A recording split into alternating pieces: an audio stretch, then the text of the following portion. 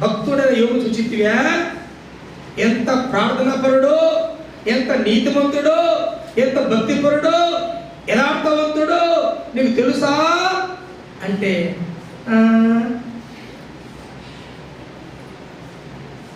ఊరికే బుద్ధులు చూస్తాడా ఏమన్నా? నువ్వు అతనిని తూర్పుకి, పడమరికి, ఉత్తరానికి, దక్షిణానికి విస్తరింపజేసినావు. కోట్ల రూపాయలు అతని ముందర సల్లేసినావు.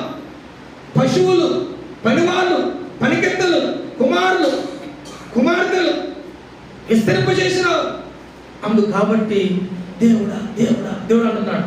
ఒక్కసారి తీసేయి, యా దేవుడే అంటాడు అని సవాల్ చేస్తున్నాడు అబ్బా. చూడండి, అప్పుడు ఏం చేయాలి?